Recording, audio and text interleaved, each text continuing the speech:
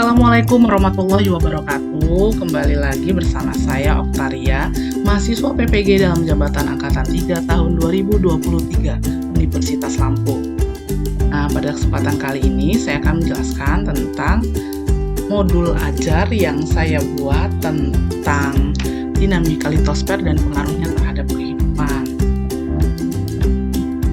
Yang pertama, identitas sekolah, nama sekolah, mata pelajaran, konten, materi, kelas, semester, fase, alokasi waktu.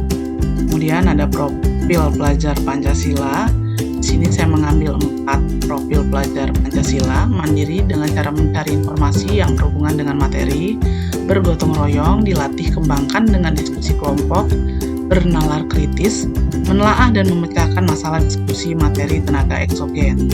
Yang keempat, kreatif, memanfaatkan media yang ada pada lingkungan sekitar.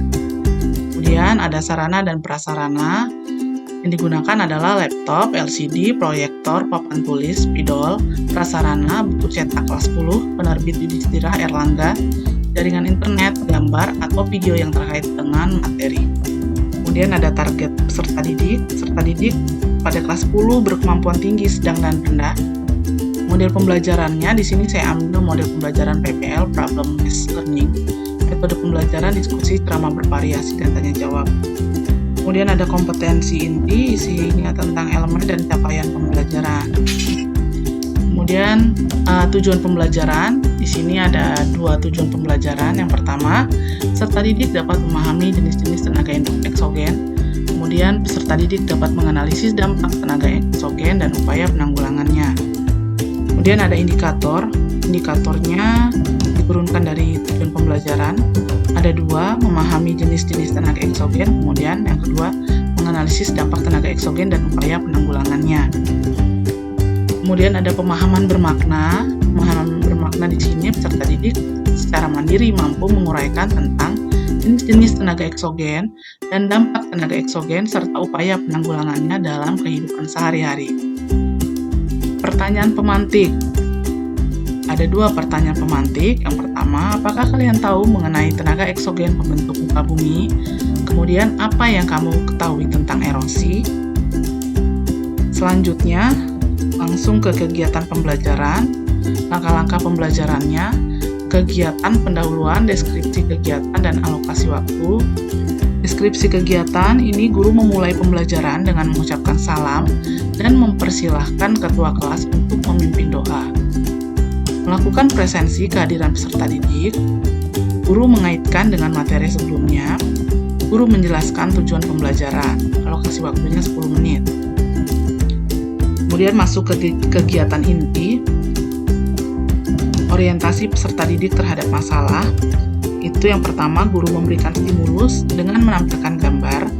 Kedua, peserta didik melakukan diskusi dan saling tanya jawab terkait dengan stimulus yang ditampilkan oleh guru.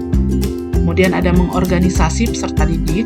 Guru membagi peserta didik ke dalam kelompok yang beranggotakan 5-6 orang peserta didik. Guru membagikan LKPD pada kelompok. Guru mengarahkan peserta didik untuk mendiskusikan permasalahan yang ada di dalam LKPD. Siswa saling berdiskusi antar kelompok untuk memecahkan masalah yang ada di dalam LKPD. Kemudian ada membimbing penyelidikan individu atau kelompok. Yang pertama, peserta didik dibimbing oleh guru mengidentifikasi jenis tenaga eksogen dan dampaknya dibantu dengan menampilkan PPT. Kemudian yang kedua, ada peserta didik untuk terlibat aktif berdiskusi dan melakukan tanya jawab. Kemudian mengembangkan dan menyajikan data. Pertama, peserta didik mencari berbagai informasi tentang jenis tenaga eksogen, dampak dan upaya penanggulangannya dari berbagai sumber bacaan. Peserta didik menuliskan hasil belajarnya ke dalam LKPD. Peserta didik mempresentasikan hasil diskusinya di depan kelas. Kemudian ada menganalisis dan mengevaluasi proses pemecahan masalah. Pertama, masing-masing kelompok maju ke depan kelas untuk mempresentasikan hasil LKPD-nya. Kemudian yang kedua, peserta didik yang tidak presentasi menyimak atau menanggapi presentasi peserta lain. Kemudian terakhir ada kegiatan penutup. Guru dan peserta didik membuat kesimpulan tentang kegiatan pembelajaran. Guru bersama peserta didik melakukan refleksi pembelajaran. Guru memberikan penugasan pada pertemuan berikutnya. Kemudian guru mengakhiri pembelajaran dengan salam. Alokasi waktunya 15 menit. Kemudian di bawahnya ada penilaian, pembelajaran remedial, dan pengayaan.